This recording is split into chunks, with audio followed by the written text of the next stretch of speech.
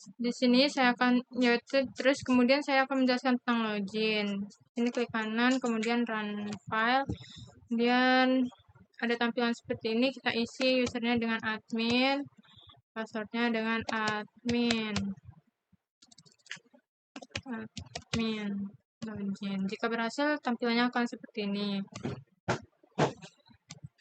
Namun, jika tidak berhasil, misalkan ini admin, terus kemudian sini Erva, tampilannya akan seperti ini. Dia tidak masuk ke tampilan utamanya. Ini kita ganti admin. Nah, jika tampilan sudah seperti ini terlihat ada master, transaksi, dan laporan. Di sini saya akan menjelaskan tentang master, yaitu data barang. Misalkan di sini kode barangnya, lalu di sini saya buat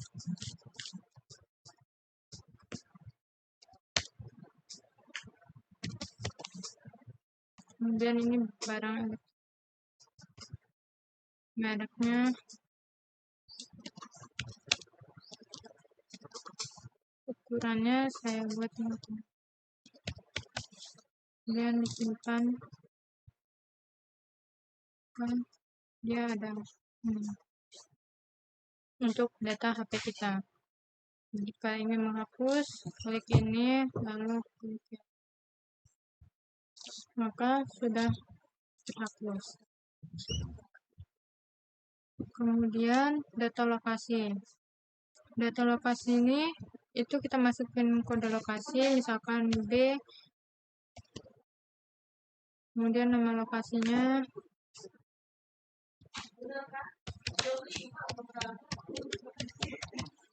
kemudian kita simpan. Maka dia sudah tersimpan di sini. Kemudian jika ingin mencari, kita masukin misalkan 001. Maka dia akan keluar seperti ini. Jika ingin menghapusnya sama seperti ini, yaitu klik hapus, maka dia sudah terhapus. Terus yang terakhir dari master yaitu data user. Nah, data user ini kita masukin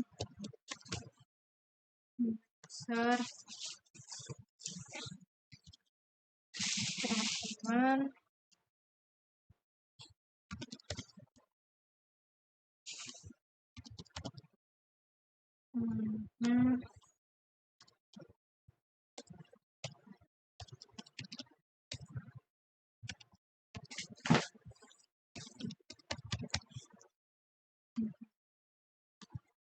maka di sini sudah ada untuk data usernya. Kemudian jika ingin mencari, nggak klik aja sini. Di sini sudah terlihat seperti ini. Kemudian jika ingin menghapus ini, nah ini maka sudah terhapus secara otomatis. Kemudian keluar. Ini saya akan menampilkan transaksi, contohnya transaksi masuk dan keluar. Saya pertama-tama akan mencontohkan investasi masuk dulu. Nah, terus kan kita misalnya mau nyari kode barang, kita cari aja maunya apa sih? Kayak misalnya ini nih kursi VIP. Nah, kita cari lagi lokasinya mau di mana, kita ini aja ruang ini. Terus jumlahnya mau apa ya? 3, nilai barangnya mau misalnya 100. Kita simpan. Dia kesimpan. Terus kita mau lihat nih kalau transaksi keluarnya itu gimana sih?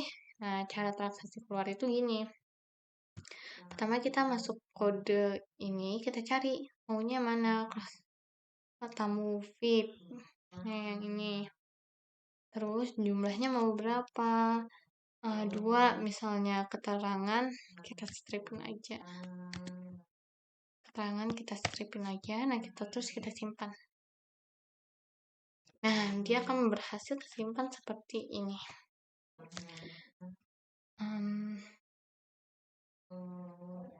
Dan ini juga bisa dihapus. Misalnya ini, kita bisa menghapus dan ubah. Kalau mau hapus tinggal sini. Sama seperti yang transaksi masuk juga tadi itu bisa dihapus kalau salah. Kalau pengen diubah pun juga dia bisa.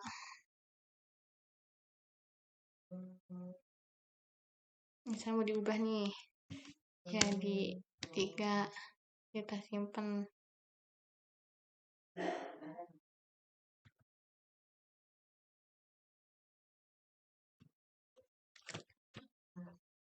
Sekian penjelasan dari saya.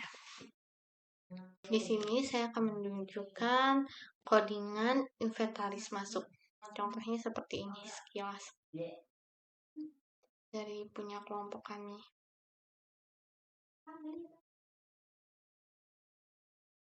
Oke.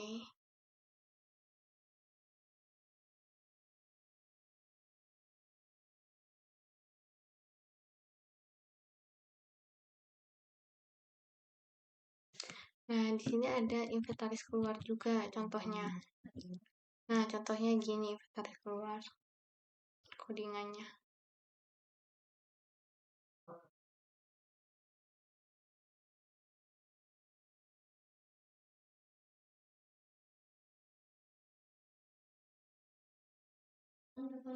Nah, terus kita akan lanjut selanjutnya akan dilanjutkan oleh Arpajoy Indriani. Nah, di sini saya akan menjelaskan tentang laporan pemasukan dan pengeluaran. Nah, tadi kan ini udah dijelasin sama Cahya Ardita Felicia. Yang transaksi udah dijelaskan oleh Astri Aprianawati, dan di sini saya akan menjelaskan tentang laporan pemasukan inventaris. Nah, ini adalah laporan pemasukan barang inventaris. Lalu kita kalau mau dicetak, kita tinggal pencet ini. Lalu ini pengeluaran inventarisnya. Bisa dilihat sendiri, di sini ada jumlah, tanggal, keterangan, ini user.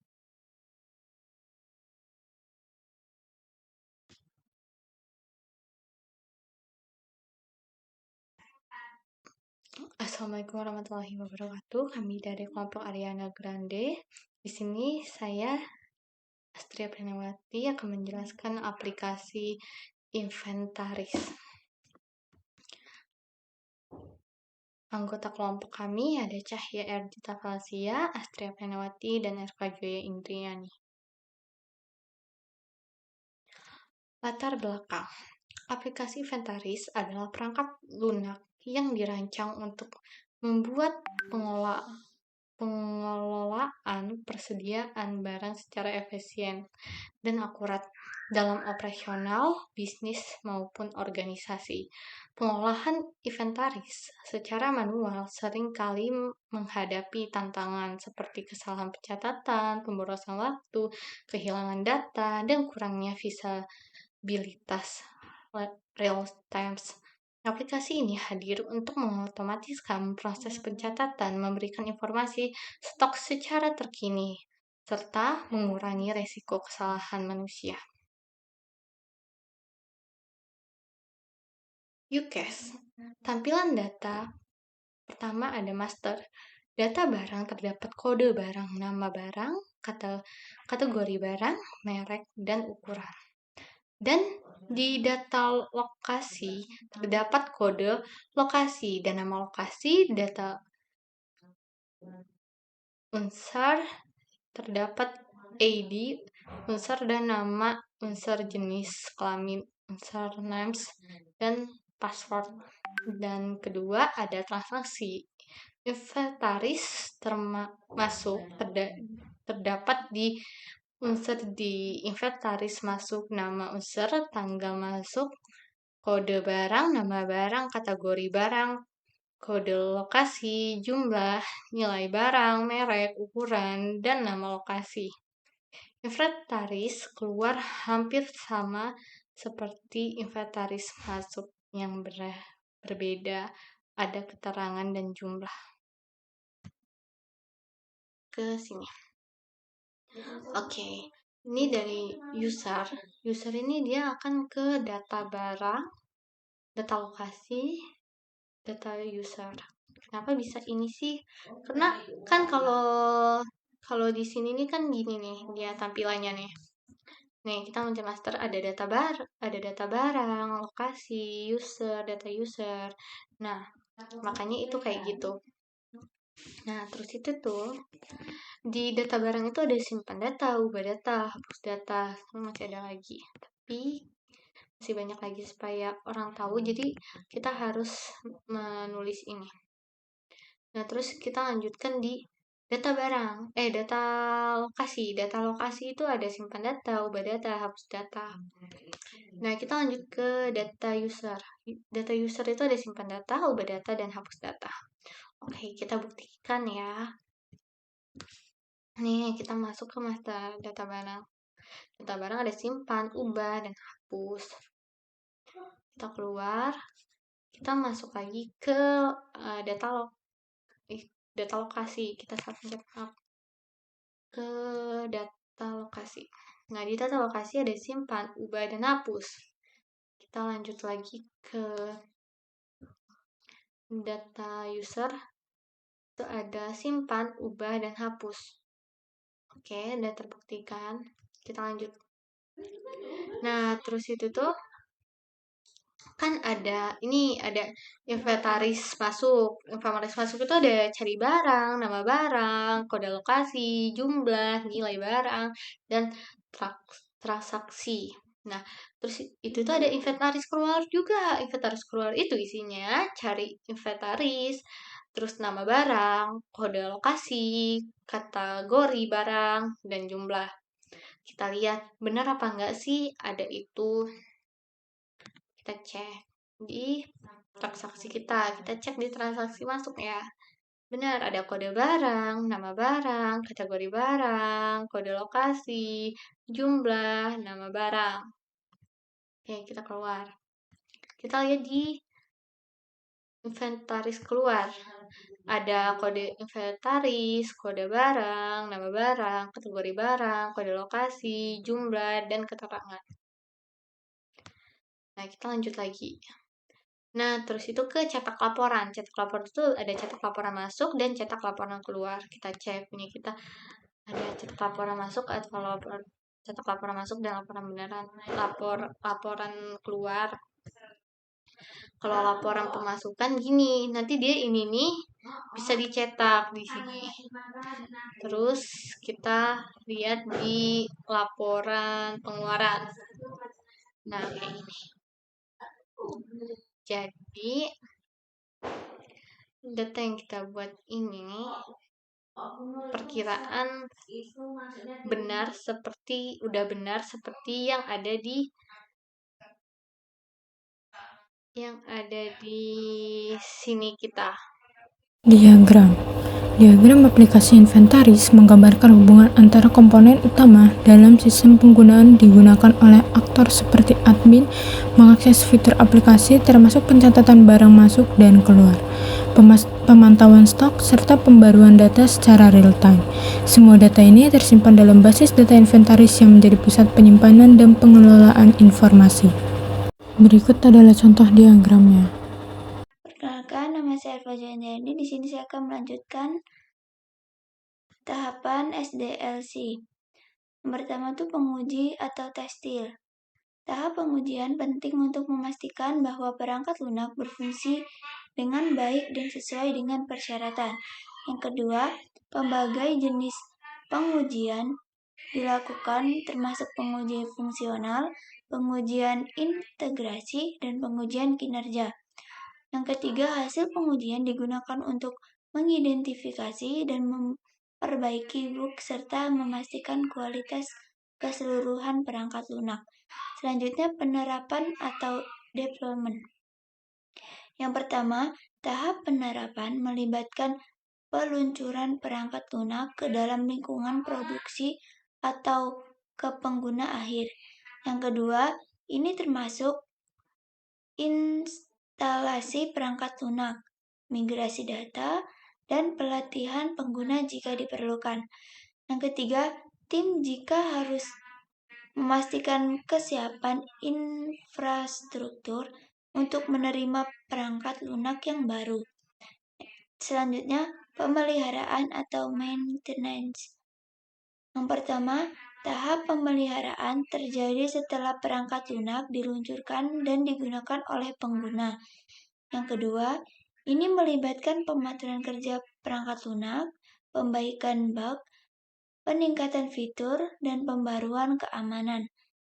Yang ketiga, pemeliharaan memastikan bahwa perangkat lunak tetap beroperasi secara optimal dan memenuhi kebutuhan pengguna seiring waktu. Selanjutnya, ini contoh database-nya. Project visual.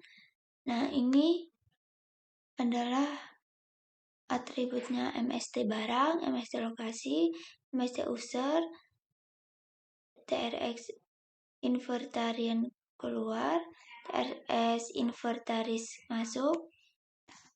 Nah, mungkin cukup sekian. Terima kasih.